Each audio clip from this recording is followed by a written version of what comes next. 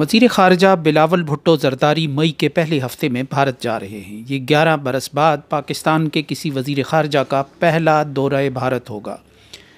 4 اور 5 مئی کو بھارت کے شہر گوا میں شنگھائی تعاون تنظیم کے وزرائے خارجہ کا اجلاس منعقد ہو رہا ہے۔ شنگھائی تعاون تنظیم روس، چین، بھارت، پاکستان اور 4 وسط ایشیائی ممالک پر مشتمل ہے۔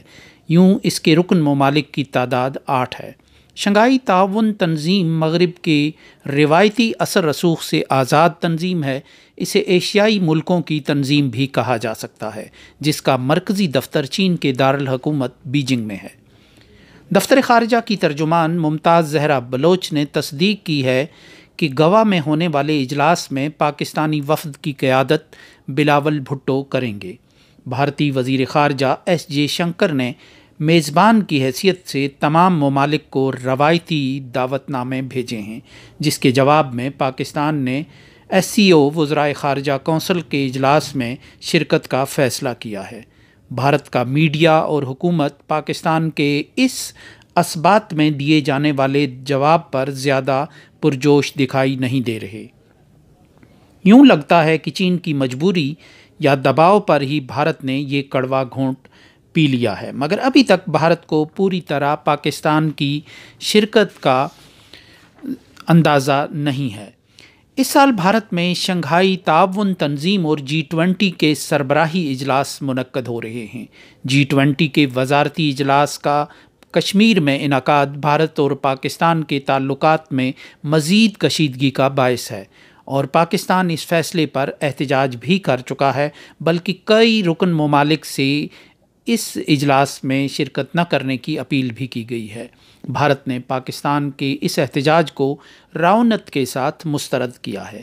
وزارتی سطح کے یہ دونوں اجلاس اگلے ماہ مئی میں منعقد ہونا ہے، جس کے بعد پھر سربراہی اجلاسوں کی باری آئے گی۔ 11 سال کے بعد پاکستان کے وزیر خارجہ کا بھارت جانا اس بات کا ثبوت ہے کہ دونوں ملکوں کے درمیان پس پردہ مذاکرات اور دباؤ کسی حد تک اپنا کام دکھا چکا ہے۔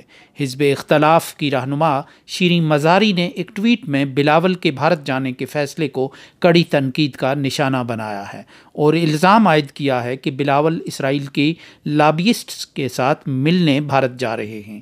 امریکہ، اسرائیل اور بھارت کو خوش کرنا باجوہ ڈاکٹرین کا حصہ ہے۔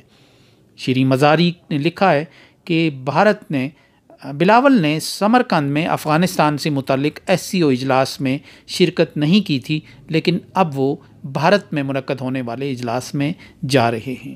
اسی طرح پی ٹی آئی کے رہنما فواد چودھری نے بھی کہا ہے کہ یہ عمل کشمیریوں کی پیٹھ میں چھرا گھونپنے کے مترادف ہے۔ کشمیر کے معاملے کو دفن کر کے ہندوستان کے ساتھ تعلقات بنانا انٹرنیشنل ایجنڈے کا حصہ ہے، جس کے تحت اس حکومت کو پاکستان پر مسلط کیا گیا ہے۔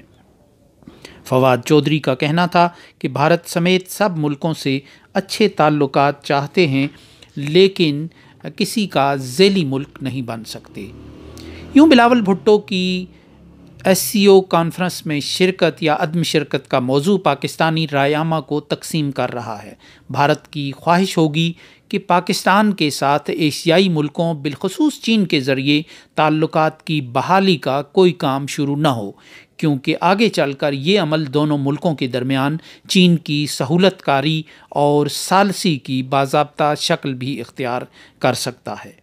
ایس سی او اجلاس میں پاکستان کی شرکت کا فیصلہ ہو چکا ہے، اور اسی دوران کشمیر کے پونچھ سیکٹر میں ایک فوجی بس کی آتش زدگی کا پراسرار واقعہ رونما ہوا، جس میں 5 بھارتی فوجی مارے گئے، اور دلچسپ بات یہ کہ ان میں 4 سکھ فوجی شامل تھے۔ پہلے اس واقعے کو آسمانی بجلی گرنے کا نتیجہ کہا گیا، مگر بھارتی میڈیا نے اسے حملہ کہنا شروع کیا، اور یوں آگے چل کر اس حملے میں پاکستانی تنظیموں کا ہاتھ بھی دریافت کر لیا گیا۔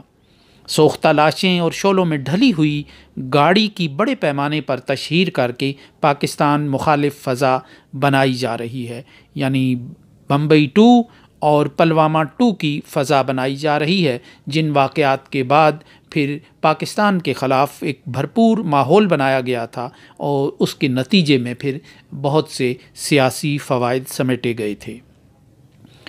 ایسا نہ ہو کہ بلاول کو اسی ماحول سے نہ گزرنا پڑے جس کا سامنا بمبئی دھماکوں کے موقع پر دہلی میں پھنسے ہوئے پاکستانی وزیر خارجہ شاہ محمود کو کرنا پڑا تھا، جنہیں ان دھماکوں کے بعد اپنا دورہ ختم کر کے دہلی کی راہ لینا پڑی تھی، اور ان کا بھارت میں یعنی پوری طرح انہیں دھکیلنے اور نکالنے کی کوشش کی گئی تھی، اور پاکستان کو اور پاکستان کے وزیر خارجہ کو اس وقت خاصی سبکی اٹھانا پڑی تھی۔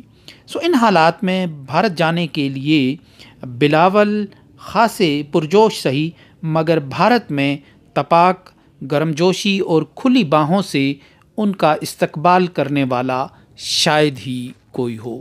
اس کے ساتھ ہی اجازت دیجیے، اللہ نگہبان۔